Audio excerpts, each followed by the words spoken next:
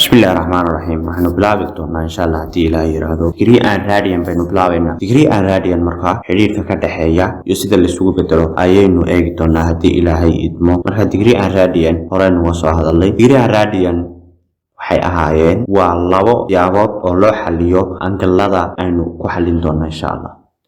marka degree and radian hadaynu wax yar aynu iftiimino waxaynu sameyn doonaa goobo ayaynu sawiranaynaa goobada marka aynu sawirano goobadaasi marka waxay u soconaysaa counterclockwise waxa la yiraahdo halkaas goobada aan haysto waxay ka bilaabmaysaa 0 marka ay buuxsanto waxay noqonaysaa 300 bay ugu xigi doona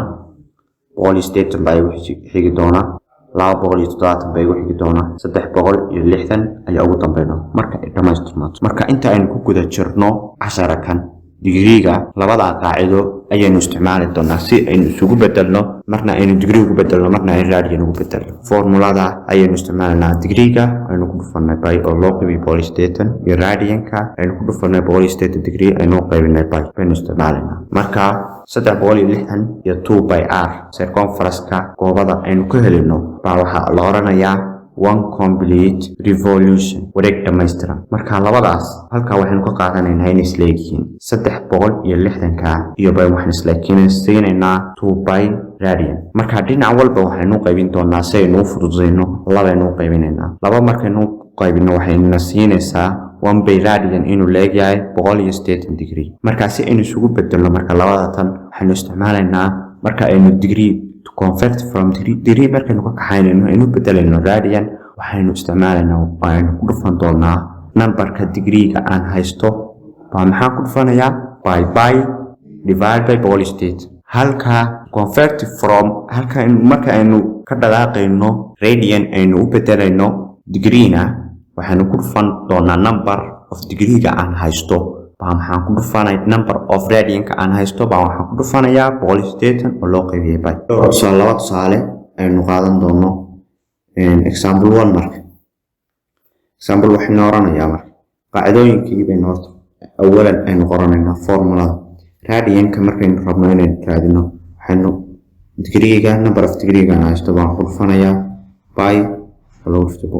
lagu dhuftay by oo lagu dhuftay polystatan degree-gana sidaas leeyahay marka qaacidada ay yahay marka tusaalaha gangalaya radian maxay ka noqonaysaa insa radian maxay ka noqonaysaa 150 degree saynu helno marka radian-ka baa waxaan oranayaa degree-gan ku dhufanayaa by oo loo qaybiyo polystatan marka dhinac walba waxaad ku dhufanaysaa 150 waxaad ku dhufanaysaa by oo loo qaybiyo polystatan marka waxay siinaysaa 150 ka baan ku dhufanayaa bayda waxaan noo qaybinayaa polystatan waxay ii soo baxaysaa 150 by waan u qaybiyay polystatan degree bay soo baxaysaa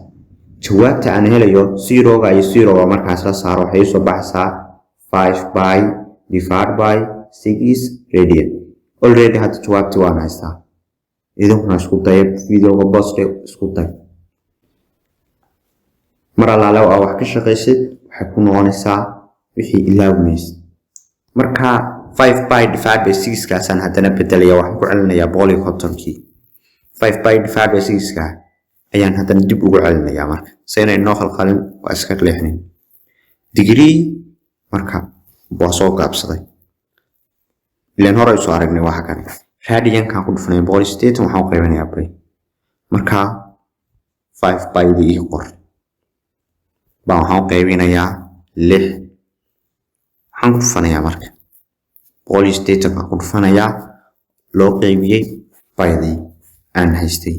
ila qaacidada ila socotaa baydu Soomaa marka maxaa isla goyn karnaa bayda iyo baydasaan isla jaraya hadda bayda is jar kana jar 5 kaana waxay ku dhufataa polystatan 6 tan ilaan bay baa halka ka jarnayd aan ka jarnay 1 by lagta marka 5 ay polystatan ka la isku dhufto waa 9